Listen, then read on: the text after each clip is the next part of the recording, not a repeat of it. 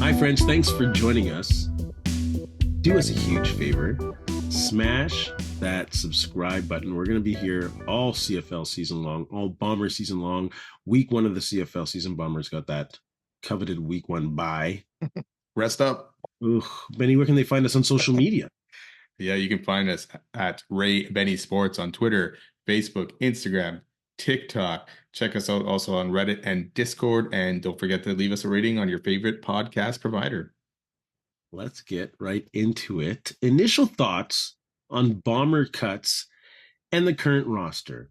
Well, acknowledging that it's really hard to pin down what that opening lineup will be. Not hard to pin down. I think most of them are kind of easy to pin down. There's a couple spots here and there, maybe, but the Bombers have that bye coming up, so they're in no rush to really pin themselves down anyway and announce any kind of roster, what's happening. So we'll just speculate and have fun with that. Any thoughts on any cuts that were like, what the heck, or wow, or Yeah, nothing too dramatic here at all for me, cut wise. I mean, Myron Mitchell getting cut.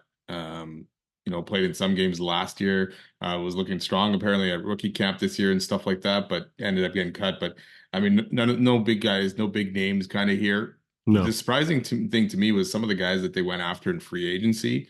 Some of them not even making the squad afterwards. Yeah. Brock Gowallock and then Shea Patterson, right? I know I said that name wrong. That's not, and then practice squad, Reggie White and Gavin Cobb, both on the practice squad, and then a few guys, Logan, Haggerty, all on the IR to start. And like you said, it's a week one bye, so maybe they're just playing with some numbers here and trying to get guys. But a lot of guys, rookie class, are on this initial roster. Like most of them are on the roster and two of them are on the practice squad. So that's a good initial start there. I mean, of course, like you say, roster gymnastics may happen here at some point because you also got guys that are on the RR like Logan, Lofton, Haggerty, and Sure. Kelly, right? So they're gonna have to move some guys at some point here to get these guys back on the roster, but nothing too crazy. I'm liking it. It looks good. It's for me the biggest question marks will be the receiver spots with Wheatfall and Glacius. Yeah, I'm very optimistic with those two. The only thing I'm concerned about with the receiving squad, core, whatever you want to call them, is the size. They're lacking a big body. I think Clarcius, a big body at 6'2", 217 is the biggest one they got. And everyone's hovering around 6 foot 200. So they're not small or tiny by any means. Mm-hmm. Like if you have Dalton Schoens and Dembski across the board all day, I'll go with that all day. I'm just saying, there's not necessarily a jump ball threat, although Wheatfall caught that crazy ball from Caleros. That was a total jump ball, and he went up and got it. Yeah. DB had no chance even. So, yeah, I'm a bit disappointed that AK Gasama, I know his chances of him making the team were kind of low. My camera's a little fuzzy. I'll fix that in a bit. He definitely had a hard road ahead making that roster, and now being cut. It'll be in a steeper climb to that football journey. So who knows what happens to him? But that's just a personal, I always like to cheer for the local guy. Nice to see that they're able to keep that Quentin Cooley at running back, but how long can they keep him on the practice roster? The camera fixed itself. Like, Peyton Logan has to come back eventually. They'll have to make room there. Who gets dropped? Do you keep him still? Do you keep two running backs on the practice roster? I don't think so. So we might lose him eventually. Any thoughts on the QB room? I think it's all right. Nice to see Chase Artipus stick around, showing some signs, got hit hard in that Saskatchewan game in the week 2 of the preseason or game number 2 of the preseason. So yeah, Cameron Dukes is out there. I'm not 100% on the backup situation too. If Zach Caleros goes down, it's a huge what if. So I don't know. I've always been intrigued by Cameron Duke's talent because he does have legs to move. Yeah, that'd be an interesting thing, especially. I mean, obviously, week 1 for the Bombers, which is week 2, CFL will answer some questions in that QB spot for us, right? Is it going to be Straveller starting? Probably, right? Will he finish that game? Will Wilson or get any time in there? And do they trust Wilson to go in there and compete? It'll be interesting for me to see if they keep all 4 of these guys. or especially who they choose from between Artupeas and Wilson at the end of it all, right? So I don't know if I'm saying that right either. So, so that'll be another big decision. Like you say, these guys, when Logan's back, right? When Logan's back, yeah, you'll have to make a decision on Cooley, right? Or you Yeah. have to make a decision on Peterson, Oh, right? he stays. I So yeah, you That's my traded for a personal guy. opinion. Yeah, you're thinking he's staying. So one guy's got to go there. Do you really keep another running back on the practice squad when you got three already on the active roster, kind of thing? An American running back. Plus your fullback, right? So yeah, some moves will have to be made, but and plus Dylan Mitchell, he's backing up Wheatfall too. Yeah. So apparently, like from what I've read and seen, he did not have the greatest of camps, but the guy has some pedigree in the CFL already, right? So hopefully he's just taking a bit of a slow start to get going because we definitely need him. Because you know what, if one of those guys go down, and I know last year we had a lot of guys go down. Ontario Wilson stepped up. Yeah. Um, we still had Kenny Lawler and stuff like that, and guys were just making plays. Mhm. And Claricius and Weedfall had big games as well. So we're gonna need that this year, especially if guys struggle out of the gate. Now they're starters. Now they're expected to go out there and perform. We fall in Claricius, right? We can't just rely on Dembski and Dalton Schoen to carry the load every week. Yeah. So be a lot of pressure on those guys, and I think it might be a lot of pressure to start as well on Brady Oliveira. I think we're probably going to lean on him a little bit, especially in that first game, to see if he can carry this team a little bit more and put more pressure on our shoulders because we saw Colorado's try to carry this team late last season. It didn't end up working out too well, but when they did it with Brady Oliveira, he was having some great games. Yeah. So that's a good thing. Go Yeah. ahead, lean on him. We know he can carry Oh, the they need load. to for sure. Yeah. And I like that O line. The O line's coming in with a bit more consistency. Hopefully, because the O line was really a concern from a fan's point of view earlier on in that season. They were not playing very well. Caleros wasn't given a lot of time. They weren't getting the ball out of Caleros's hands early, which was a nice thing to see in the preseason in both the Saskatchewan games, that they're getting the ball out of the quarterback's hands early, no matter who it was. So yeah, I'm very optimistic with the O line unless there's an injury. Well, That Lofton's out right now, right? second game against Saskatchewan was very concerning with a lot of the backups playing. They did not look very well in the run or in the pass. Well, Eric Lofton's on the IR to start. I don't know how long that's going to be. So it looks like Randolph might go in for him if he is out, right? Yeah. And it's who are they going with the left guard? Vanderpool? Like I don't. There's obviously no depth charts out yet, really, from the Bombers, so we don't know what's going there. So it might be a little bit sketchy in that first game with Lofton out and a new left guard in there. So, Mm-hmm. I do uh, like Randolph. I do like Randolph. oh yeah, he stepped up last year. Yeah. So hopefully we get more of a performance from the O line from that 10-game winning streak than we do from the 0-4 start. What do you think of these rookies that have made this roster? You think special teams pretty much, or you think any of them are really going to make an impact, especially the linebackers, Connor Shea, Jalen Smith? No, not right Not away. much going on there. No, it's no Special shot to teams. them. That No, yeah, defense, yeah. No, yeah. the Sorry. linebacker crew is strong. We'll get to, like, if you want to talk about linebackers now, like, that's a solid group. And again, I don't have a hate on for Kyrie Wilson. He's a phenomenal football player when healthy. And let's Mhm. hope he is healthy. But I'm really intrigued by Jonathan Jones. I really like his athleticism. I like his ability. I think he was leading the Bombers in tackles against Saskatchewan in the first game. And he even got like not an interception, I don't think. He was playing good pass defense either which way. And I think he's a great athlete and I'd love to see him on the field. So, but let's hope Kyrie Wilson is healthy, gets back to like all-star player that he can be, and a leader on that defense. Because that linebacking crew with Tony Jones and Reddick Cramdy, I think they can be really strong. And we'll get to Yeah. that D line in a second, because if that D line plays strong, that linebacker crew will shine. Yeah, sorry for skipping ahead there. No, just don't apologize.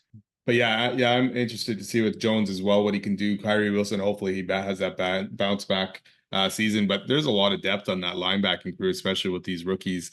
And I know chances of them getting many snaps are not there, but at least they have the depth if some guys do go down Yeah. for these guys to step in. And you got Bayer still back there too as well. You got your older reliable Goche, kind of thing. Yeah. So. They got some good guys there, so and they're going to need those guys to step up And Tony Jones last year showed that he can play in the CFL, coming over after being picked up after release from Edmonton there. So yeah, Absolutely. hopefully he keeps going because I mean, just build off of what he did last year, right? I mean, Yeah, it gave the Bombers the courage to say to Adam Bighill, "Hey, thanks for your service and everything like that, but we're good with Tony Jones right now to kind of take over." So I'm I very expect another big year from him. man. The unit I am most excited and optimistic about is that D line.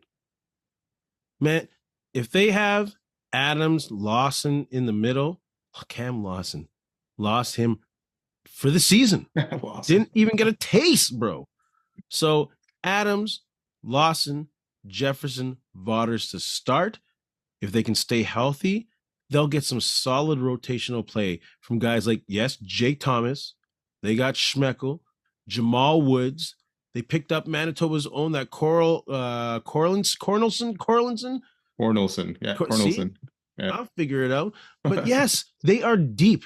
It's a unit that could be like Toronto's was last year, where they're constantly rotating people to get pressure on the quarterback and stop the run.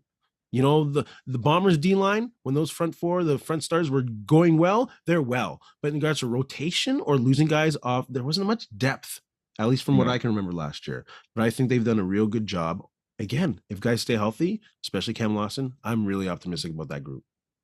It was pretty rotational last year, right? Because I mean, what was it? Garbett came in late. Yeah. Um, He's all right.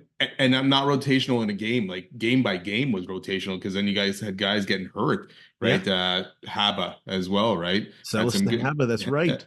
had some good games, had some off games, and didn't play a lot. So yes, and then Cam Lawson, like you said, was out as well. So you got 8 guys here. Um, you got to keep them fresh. We always say this: the D line needs to be fresh. The D line needs to be disruptive. Yeah. The D line was disruptive when the Bombers won the Grey Cup against Hamilton that first year. They dominated that line of scrimmage, and you need that, and you need guys, and you need to keep Willie Jefferson. And this is where Vaughters comes in. Like you need Willie Jefferson. You Yes. can't have him double teamed. And if he is double teamed, at least you have a guy on the other side, like we had Jeff Coat. He would take Yeah, advantage of it. man. You We missed that need that dude. guy, Yeah. So we need Vaughters to step up and do that. And the guys in the middle to just clog shit up. And that run game, stopping the run game needs to be well improved over last year. I'm so excited to see them play. I think they Ah, could be really yeah. troublesome for a lot of teams. Yeah, and to add into it, I know we're still going to talk about the DBs, but Jordan Younger, second year now running his defense, and this defense last year it gave up yards, but it didn't give up a lot of points. And unfortunately, I don't, as far as I can remember, it wasn't a lot of turnovers either. I know we had Ford with a lot of interceptions. The sacks weren't really there, but I think a second year of Jordan Younger and him calling his defense, I feel like it'll get a little bit more aggressive as they get more comfortable in it, and it's going to shine again. I think with the secondary, what will really be tested is whether it's Younger and Richie Hall coaching up these DBs to continuously keep up the quality play of the defensive backfield, or was it Ted Gouveia and the scouting team that they had, and Danny Mack, who's still there, but the scouting unit, team, whatever, it has changed. Scouting Yeah, department has changed. Ted yeah. Gouveia is now running Hamilton as we see him bring half of the bomber team over with him. That's crazy, but not surprising. Any which way. So yeah, I'm very optimistic about the DBs because you have two great CFL DBs to coach them up in Jordan Younger and Richie Hall, like you said. But yeah, let's see if they can also continue to bring in the talent. Because what's his name at safety? Jamal Parker as safety will be very interesting to watch. I'm very optimistic about that with his veteran leadership and him being able to see the field and play it at safety. Yeah, that'll be a big question mark. You got big shoes to fill there with Brandon Alexander gone, right? And Brandon Alexander, he brought the hit stick, you know. So now Parker's maybe he'd bring a different kind of thing, right? He'll see the field a little bit more and be that ball hawk kind of guy or something like that. But the questions are on the outside, right? Bonds had a good season last year. Can he continue it? And then Bridges now, who's coming in and taking Ford's spot, right? And those are again big shoes to fill. The guy had 7 interceptions last year, 7 or 8. So he was a force on that outside. Tyrell Ford was. So Yeah, DBs to me for the last few years have always played well though for the Bombers. And like you say, the scouting of them has been great, right? We got Nichols and Holmes Yeah. still in the middle. Again, they've been solid players for the Bombers. Nichols now for a while, and Holmes just coming into his own more and more every year. So I'm excited to see what those guys can do. And I think that that unit will be fine. I guess going back to D line, also who's gonna be that consistent third? Like you mentioned about Celestine Haba, and even let's go back to Jonathan Combo. You know, you had that guy come in, so who will be that person to take the reins on that? Yeah, that's a good question. Lots of time to find out. Yeah, yeah, you're definitely going to need one guy to step up there, right? Because hey, Woods and Adams. I mean, Woods or was it Adams last year came in? He played for the Bombers last year, 4 sacks, I think, right, You or bet. something like that. Yes. Yeah. So later on in the season, right? So Mm-hmm. time to take another step for that guy. But the only thing is Vaughters, and you want to go. Don't want to talk about injuries, but you go back to them. If Vaughters or Jefferson gets hurt, where do we go from there? Yep. Where do we go from there? Bummer fans, put your comment. Did I cover everything here? We get to Yeah, move forward? yeah, I Just, think we got just gotta everything. check in. Bomber Yeah. fans, put your thoughts on the roster, on your cuts, what you think about the Bomber team moving forward. Let's go into some predictions. Bomber final record. What do you think their final record will be? Going with 10-8. Ooh, 10-8, eh? That's very close to Yeah. what I have. What do you got? I have them at 11-7. I really Okay. see them Pretty stumbling close. early in July against the Argos because they always have trouble with the Argos. I see them having difficulty maybe with Hamilton late in the season and maybe Saskatchewan beating them late in the season, which will come into play into the next when we talk about the West Division standings. But yeah, I see them coming at 11-7, still very strong. A little more pushback from the West this year, I think, and a little more pushback from the East as well. Yeah, I feel like as well, this is going to be a new offense, right? Hogan's taking over. Yeah, You got a couple of new receivers in there. The O line pretty much there, but you got a couple, or at least one new guy, and then depending on what Lofton happens with Lofton, right? And then you got Dalton Schoen coming back, who hasn't played really in a couple of years. So, what shape is he going to be in? Football shape wise, like yeah. is he going to be right out of the gate? Is he going to be the old Dalton Schoen, or is it going to take him a few games, half a season to kind of get back into it? And Dembski has shown wear and tear on his body for the last couple of years, taking those big hits, and they're doing his running back kind of role. So, as long as those guys can get it going, I feel like the Bombers will be okay, but I think it'll be a slower start for that offense. Run to set up the pass. That's the thing. Lean on Oliveira Run until to guys set up are the pass. knowing where they need to be. Oliveira can also catch the ball in the backfield too. Exactly. Yeah. West Division standings. When I mentioned Saskatchewan beating the Bombers late in the season to take, did I say? I don't know. I don't know. I don't know. I don't You think I didn't said say to that. take anything. To take first place in the West. There you go. I think Saskatchewan will be a very good team this year. I don't think they'll be phenomenally better than the Bombers, but I think they'll do enough and maybe win that last game against the Bombers late in the season to take first place. Then I see Winnipeg in second, Edmonton in third, BC four, Calgary five. All right. All right. I'm going to go BC first. Ooh, we have them on almost opposite sides of the scale Yeah. there. Yeah. Obviously, a lot lies on Nathan Rourke there and Buck Pierce. We'll see what he can do out there, but I feel like they got enough talent on that team still to compete Yeah. and be at the top of that standings. And I expect Nathan Rourke, now that he's back and fully invested in the CFL, to bounce back and be the old Nathan Rourke kind of thing. So that's where BC coming in first comes for me, Saskatchewan second, Winnipeg third. Ooh. So do they just squeak in? Sorry, who else do you got? So who do you got fourth and fifth? Sorry. Still on the fence. I'm gonna go Edmonton, Calgary. I think Calgary's just not there yet. Think Vernon Adams is gonna have a good season, but I don't know if it'll be enough to overcome Calgary's shortcomings. And then I'm still Trey Ford, big year for him, right? And I think he'll learn and get better, but I don't think it'll be enough for the Elks to make the playoffs. Dang.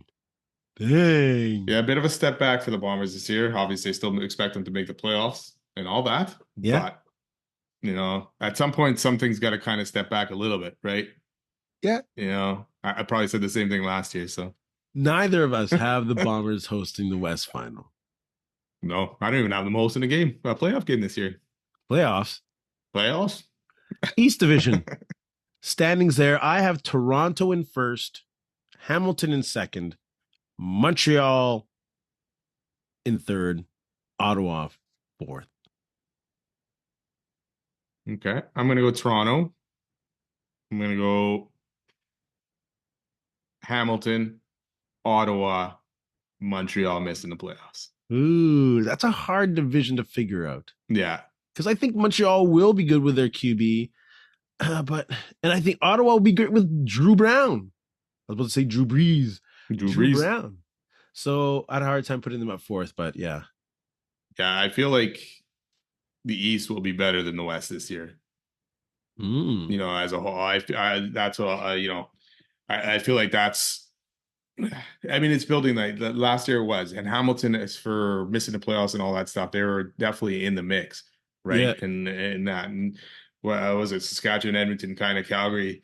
I mean, Calgary obviously had a rough season, but Saskatchewan was kind of limping their way to the playoffs the whole time, and Hamilton still had that chance. So again, Bo Levi Mitchell, man, can he repeat that success after we said he was done, basically, right? So The East will be better than we have bold predictions later, man. no, maybe I should have saved it for that one. Yeah. That's a bold prediction right there. Dang. Playoff picture and Grey Cup appearance. So in the West, I have the Bombers second. And so actually I do have the Bombers hosting a game. I have them hosting the semifinals. Yeah, not the West final, you said though. So, okay, good. Thank you. Yeah. So I think Winnipeg beats Edmonton in the West semifinal, goes to Mosaic, breaks Rider Nation hearts, drinks those tears, and then win the grit. Oh, wow. Ooh. You jumped ahead there. You jumped ahead. First I start back, now I go ahead. So that's what I have. Bombers going to the Grey Cup. And clearly you know what I'm going to say next, but any which way. What do you got for the West? Bombers will end up beating Saskatchewan as well in the semifinal. So there you go. In Mosaic as well. Sorry for that, Saskatchewan fans. And then losing ultimately to BC in the West final. Yeah, I'm not. No, sorry. Sorry for being sorry. Saskatchewan fan. BC making the Grey Cup for me. Okay. In the East, how do you see that going? So Ottawa versus Hamilton. Ottawa beats Hamilton. Toronto, Ottawa. Ottawa beats Toronto. Ottawa, BC, Grey Cup final. That's pretty dope. That'd be crazy. That's another bold prediction. In Winnipeg. Oh man, I gotta sit in the cold and watch that. Yeah, it'll probably be a good game. Hopefully that'll still bring the fans in. Oh, for sure. I'll still be there. I'll still be there. I'm not selling my ticket. No. In the East, I have Hamilton beating Montreal in the semis. And they go into Toronto, and Hamilton beats the Argos. At least we both have the Argos getting upset in the finals there. So I have a Bomber Tie-Cat Grey Cup. Ooh, another rematch. Yeah. And the Bombers winning the Grey Cup. I'm going to throw my bold prediction early. Ottawa wins the Grey Cup. Wow, wins it. Not only gets there, we have to sit there and watch. You get to watch Bobby Dice win the Grey Cup. Bobby Dice and Drew Brown win the Grey Cup. I'll cheer for Bobby Dice for sure, though. Yeah, I would. Oh, yeah, for sure. Not against Bombers. No. In that scenario that you have. Yes. If they play anyone but the Bombers. Jeez. I'm wearing red and black that day. Bomber Team Awards predictions. Let's go through this one quickly. Who do you have for MOP? Brady Oliveira. I have Dalton Schoen. Who do you have for Canadian? Brady Oliveira. Brady Oliveira. I went out on a limb here. Who do you have on defense? Willie Jefferson, bouncing back. Not that he had a bad season last year, but his stats are going to be even better than last year. Dang, I got Tony Jones. Special teams. Sergio. I Yeah, hope unless it's Peyton Logan. yes, me too. But he's starting off on the injured list. Yeah. O line. That was tough. I stuck with Stanley Bryant, but I was trying to look at who could else could step up there, but I'm not sold on any of them playing better than Bryant. I'll go Chris Kolinkowski. There you go. Who will lead the CFL in passing yards? Good old Bo. I got him too. I got Bo Levi Mitchell, and I got him for TDs as well. Same thing. Yep. All right, let's go rushing yards. Who will lead the league in rushing yards this year? Going back to my man, Brady Oliveira. Me too. Who do you got for touchdowns? This one kind of sucks because it's like it's always the backup QB that has it, right? Stevenson or Strebler, which one? Pick one. Those 1 yard plunges. Strebler. Yeah. I'm gonna be like, whenever Brady Oliveira gets a chance to run the ball inside the 10, I'm gonna believe he's going for that goal line. So I'm gonna say Brady Oliveira. Okay, cool. Who do you have for receiving yards in the league? Tim White. Just because Bo Levi's got one of his receivers has got to be up there, right? Okay, then you got Tim White for yards. Who do you got for touchdowns? Eugene Lewis. Oh, he led the league last year in touchdowns. No? Yeah, or he was up there. He was close. Maybe I think he did. Can't remember now. Yeah. I'm going to go with last year's receiving yards leader, Justin McInnis, right? Justin McInnis. Mm-hmm. And I'm going to go with Tim White for touchdowns. All right. What do you got for tackles? Tyrese Beverett. Well, that's a solid one. Yeah, I wish he was on the Bombers. I got Tony Jones. Oh, there you go. Who's going to lead the lead in sacks this year? Jake Seresna. Agreed. He's a beast. I know. And in Edmonton, oh, this Edmonton team's any which way. I'll save that for later. Let's see if they can take the next step. Interceptions. I'm going back to Roland Milligan again. He'll take it. I'm going to go Tyrell Ford. Edmonton were ball hawks last year. They had a lot of guys in the top 15, I think. So I think the opportunity will be there. Let's go into CFL Week 1 predictions. Saskatchewan, Ottawa. Who wins that one? I know I picked Ottawa to win the Grey Cup, but I'm picking Saskatchewan in Week 1 just because it's in Saskatchewan. I agree. I take Saskatchewan, a lot of hype, and the Rough Riders love early season football. Montreal, Argos. I will take Montreal at home.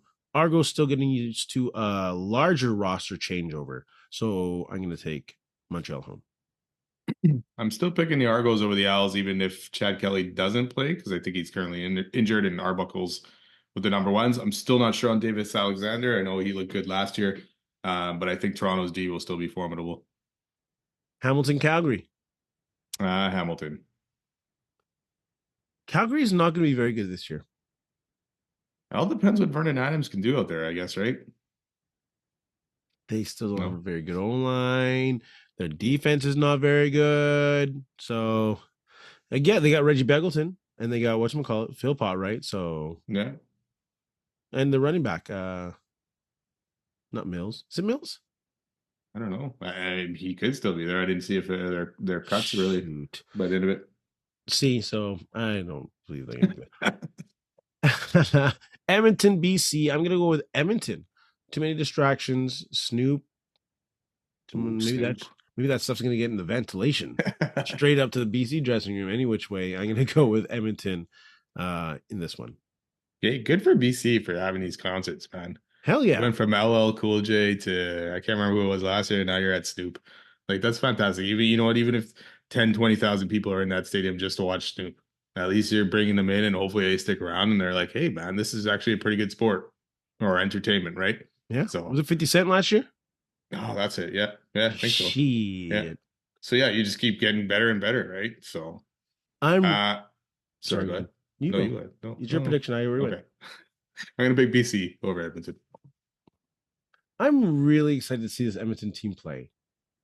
You know, they're in the West and they're a competitor and they beat the Bombers' ass so much in the 80s and 90s.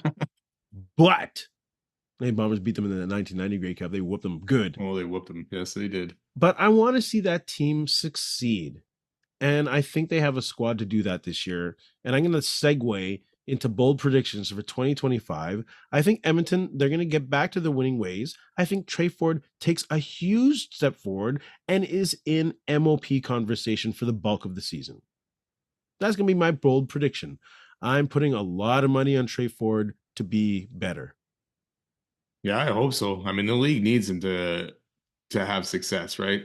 If Yeah. you had a guy like that having success, Nathan Rourke having success, if you got these Canadian QBs, and then you got Curtis Rourke out there, you got I'm going to say his name wrong again, Taylor Nagelsmann. Egsma, who could eventually come in. So you got four Yes. young guys that could possibly be starting in this league in the next 5 years. All That'd be Canadian guys, I mean, amazing. right? That'd be crazy. Who would have Yeah. thought that? So, and then you're just hoping more and more guys follow that route, right? So I hope Trey Ford has a wicked season. I don't. Hopefully, can't remember his name now. Special teams guy from Calgary, the coach now of Edmonton. Hopefully, he has Mark. Quinnick. No, kill him. Shoot. Kill him. Yes, Mark Killam. Yeah, kill him. There you go. Sorry. Two heads are better than one. I mean, hopefully he has enough patience to give this guy time if he struggles in a game here and there or in the first game, and not quickly go to Cody Fajardo or whatever, So hopefully give him time. Yeah, I think he'll be ready.